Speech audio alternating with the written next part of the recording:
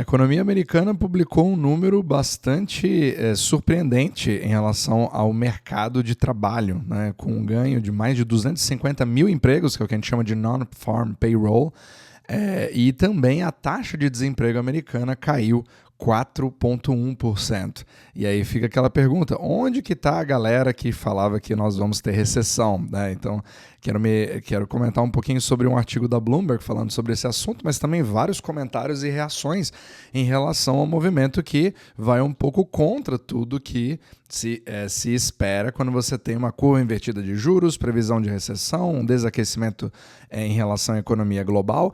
Então, a economia americana ela está mais resiliente do que se esperava, certo? Então, o que eu quero discutir é um pouquinho das implicações para um lado e para o outro lado, para você perceber a complexidade de uma notícia como essa. Então, esses dados, obviamente, são otimistas. A economia americana mostra uma quantidade maior de empregos, o que é sensacional se você quer realmente evitar uma recessão, um soft landing, né?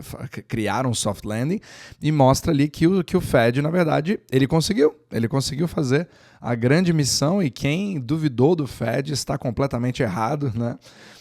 Mas isso é um pouco mais complicado do que a gente imagina. Então primeiro pelo próprio Fed. Então o Fed fez um corte ali dos 0,5%, e depois disso o mercado já precificou vários outros cortes de mesma intensidade, ou vários outros até o final do ano. Enfim, a partir de agora nós temos uma nova tendência de queda de juros, o que foi acompanhado e muito bem-vindo, né, visto como algo bem-vindo pelo resto do mundo, pelo movimento coordenado entre os bancos centrais, o que eu falo em vários outros capítulos, você já deve estar cansado de saber, né? Mas para quem não conhece o podcast. Agora, a grande preocupação que se tinha antes, que era a inflação, que não chegou ainda nos 2%, ela já meio que foi abandonada em detrimento do mercado de trabalho americano, do desemprego americano, que vinha subindo, né? Estava ali dos 4,1, foi para o 4,9, e aí depois, ou 4,7, alguma coisa assim, e agora recuou para 4,1. E aí fica a grande pergunta, peraí, será que só esse corte de 0,5% já deu certo? A fórmula mágica, a bala de prata, só precisou de uma? Não precisou de uma munição um pouquinho mais forte, né? O Fed, então, conseguiu o soft landing. Tá tudo bem, tudo maravilhoso. Mas o Fed, obviamente, ao fazer isso, ele já foi até interessante o timing de tudo isso, se você parar para pensar, que na semana passada você teve uma agenda simplesmente enorme de vários discursos de vários membros do Fed, uns demonstrando que é importante ter cautela em relação aos próximos cortes, que é um pouco da tendência do Jerome Powell, de avaliar, ver o que os dados vão falar, para ver se eu vou fazer mais cortes ou não, mas outros já dizendo que 50 pontos percentuais foi muito pouco e que precisa fazer mais rápido do que isso, porque nós estamos diante de um cenário bastante preocupante.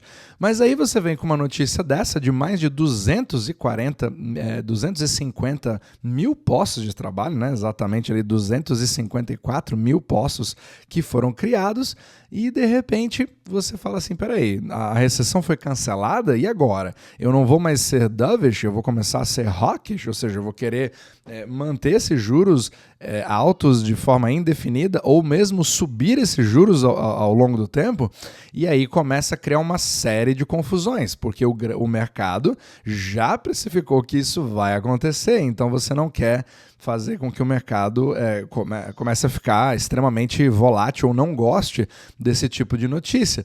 Então, será que ter boas notícias é uma boa notícia para o mercado? Só para você ter ideia do nível da reação dessa notícia, você teve vários memes, né, falando sobre isso no próprio Twitter, dizendo assim, nossa, infelizmente a economia americana continua forte e resiliente, né? Então eu quero dar os meus pêsames para todo mundo que queria que entrasse em colapso, porque não entrou.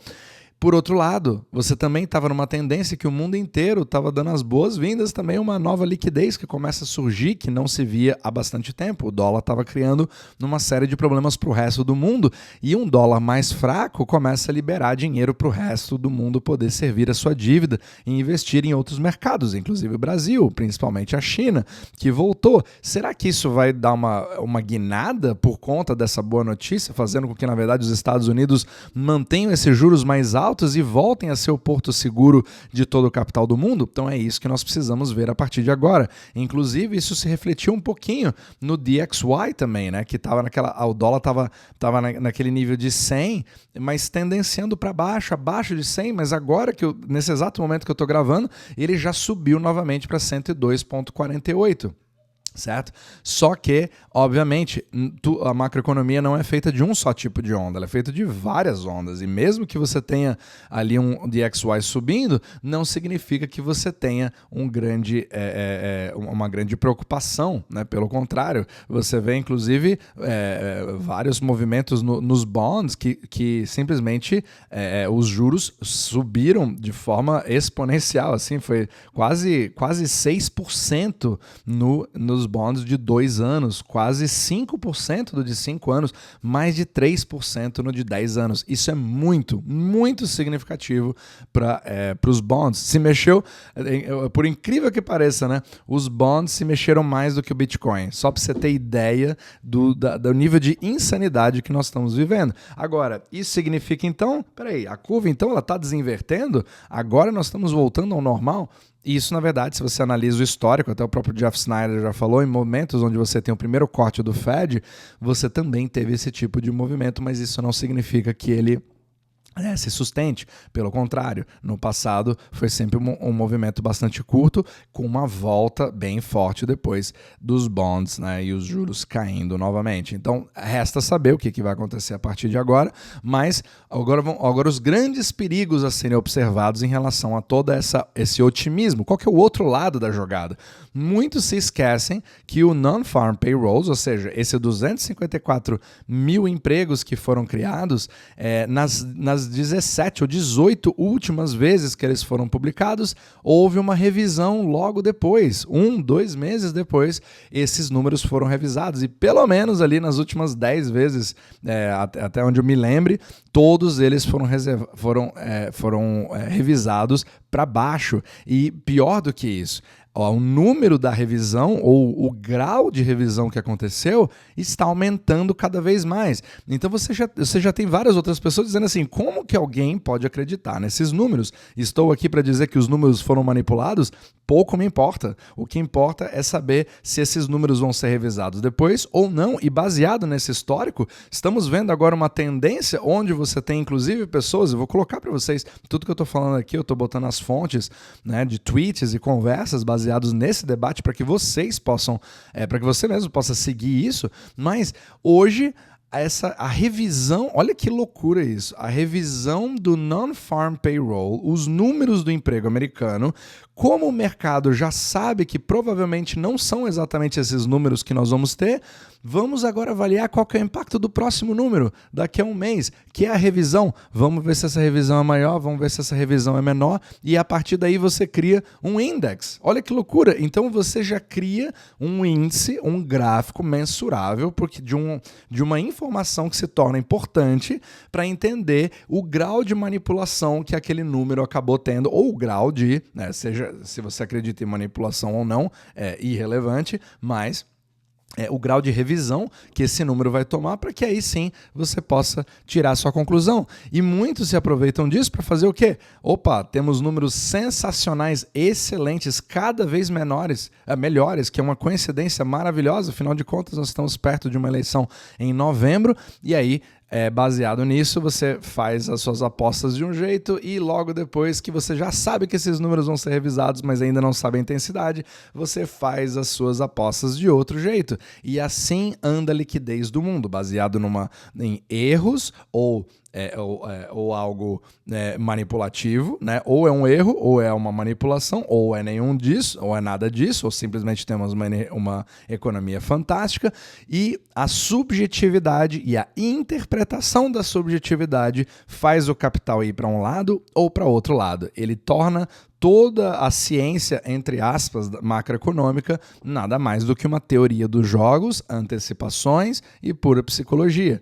E, infelizmente, é assim que acaba funcionando cada vez mais, fazendo com que as agendas de discursos e as suas específicas narrativas façam com que o capital vá para um lado ou para o outro lado. Percebe como isso é fascinante e irritante ao mesmo tempo, né? Porque você distancia cada vez mais dos fundamentos da economia e você passa a precisar jogar um jogo do diz que me disse para você avaliar. Então, os indicadores que criam um movimento que pode afetar a sua vida no Brasil, pode afetar a força do dólar, pode afetar a sua capacidade financeira, pode afetar os seus investimentos. Tudo isso está dependendo desse tipo de informação que eu sou obrigado a passar nesse podcast, se você quiser entender o que de fato acontece. Então, essas subjetividades e os dois lados são ferramentas que você, infelizmente, precisa ter para tomar suas decisões. Então, só que a memória das pessoas é uma memória de TikTok, né? Ela dura ali os 7 segundos do vídeo que você vai assistir. Então, grave esse número na sua cabeça, você pode até salvar esse vídeo e na hora que tiver uma revisão, vamos voltar para ver se o base case, né, se a nossa premissa está correta, ou se não houve nenhum ajuste, ou se o ajuste talvez seja recorde.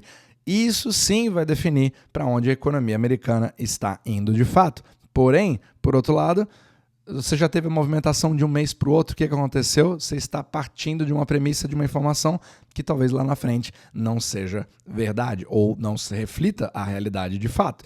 Então vamos ver como que as coisas vão acontecendo, mas é muito interessante não somente o timing, mas a intensidade de tudo isso que vem acontecendo e no final das contas a narrativa ela vai acabar ganhando o jogo, querendo ou não. O Fed, pelo menos no jogo na narrativa, está vencendo, porque se eu fosse o Jerome Powell, eu estaria numa situação bastante confortável. Uau, eu já estou conseguindo um resultado sensacional fazendo o que a população americana me paga para fazer, que é cuidar da taxa de desemprego, da inflação, e eu venho controlando muito bem as duas coisas. Mas agora resta saber se a população realmente sente isso no bolso, se realmente reflete, né, a economia real de fato, mas realmente se você não consegue vencê-los, então una-se a eles.